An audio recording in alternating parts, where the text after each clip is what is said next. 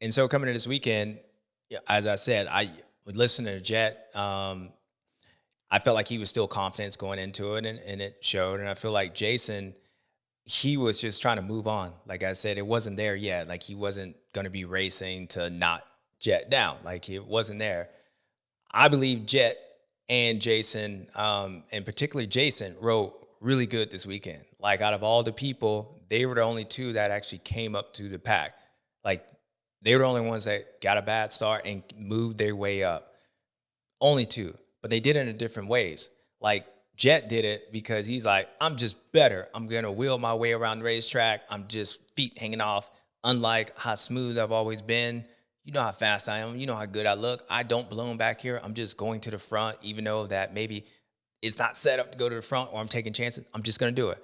Or Jason actually was going through the front and he was racing the racetrack. Like he was able to continue to race the racetrack, and his bike looked really good.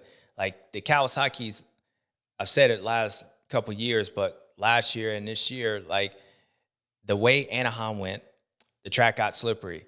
Well, that bike has a lot of traction. Like it's the one motorcycle out there that I said it works good everywhere. Like it works on a hard pack, it works slippery, it works on sand, it works in mud. Like it's an overall good motorcycle. I wouldn't even say it's great anywhere. It's just good everywhere. And when you watch Jason, look at his motorcycle. Like he was disrespecting the whoops. Like he was the one guy, even more than Jet Lawrence. Like he was the one guy that actually looked like he was attacking the racetrack. Like he was attacking it. He would come out the corner, going into the whoops, and he had no regards on how he was going to get in there. Like he was just going, like, and his bike would allow him to do that. And the reason why he was able to do that is because it's softer in the rear. Like I feel like the Kawasaki is a little bit longer motorcycle, which means if it's longer, things happen slower. Like the longer the motorcycle is kicking the front end out, triple clamps and all that, it happens slower. So he has more time to react to it instead of if it was quick, twitchy, things will happen really quick. So for him, the bike being longer, slower to happen, and it gives it more traction. Well, when the track breaks down and it gets slippery like it is, just like it was at Tampa, just like it was at Anaheim 1, he has more traction because the bike looks longer and that is softer. Well, when the bike gets longer, it tends to change the way the bike is set up. Like it's not so centered, like all the weight's not centered. It's kind of more balanced. And I think the Kawasaki does a really good job is being really balanced all the way through. They've been talking about the years that Yamaha, they more centered the mask, like they centered the bike, all the weight tries to be on the front, in the middle, help balance the motorcycle out. Well, I still feel like the way I look at the Kawasaki, it looks like there's weight on the front, it looks like there's weight in the middle, it looks like there's weight on the back. So overall, it makes it for a really just even kill motorcycle, which means he can ride it whatever way he wants to ride it. Like he gets off the back. It's not like all the weight's on the back, so the thing's gonna be front end high. So overall, my point is when you watch Jason, he is racing that racetrack. And when the tracks get slippery, he is able to race it. Like that's the fastest he can go. Where other guys, you can tell maybe they go a little bit faster, but they can't race it overall around the racetrack. Jason's going to be faster than those guys because he's able to just be on the gas. It almost looks like his bike is slow. Like the way he comes out the corner, it looks like it's slow because he has so much traction and it looks like he's riding a 250F compared to the 450 guys. When he comes out the corner, it looks like his bike's slow. And the reason it looks like that is again because he has traction. I just think with Jason, the confidence that he's able to gain off of what he did this weekend, the confidence that he was able to gain from that second race and being so dominant, and even the confidence that what happened last weekend, not even on the track. Yeah, he got beat by Jet Lawrence. Yeah, they got in a little tussle. Yeah, he touched me. Yeah, I got fined. Yeah, he said he was going to pay. Yeah, he apologized.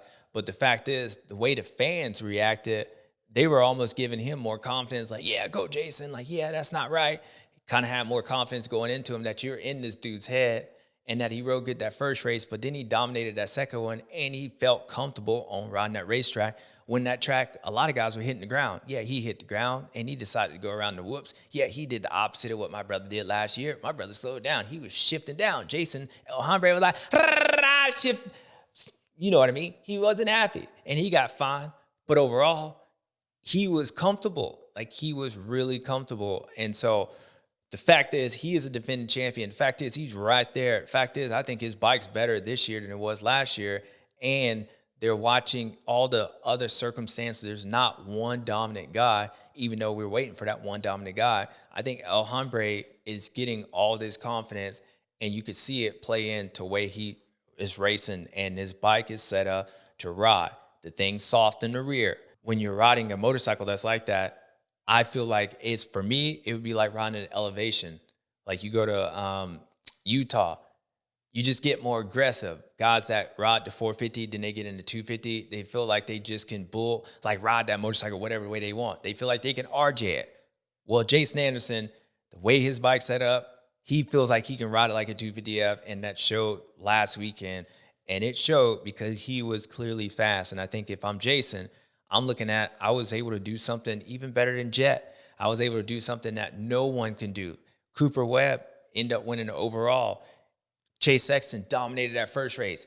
Eli dominated that third race. But when they were where I was, even I wouldn't even say they were as far as back. They couldn't do what I did. So to me, I was the best performing dude out there when you look at the sense of I was really fast. Oh, I had a dominant race. Like Jason, that second race, dude, he looked like he just like Aaron Plessinger. Like, dude, like why wouldn't he win all of them? I think Jason looked better than anyone. Chase Sexton looked good. Eli looked good. Jason looked great, that second one.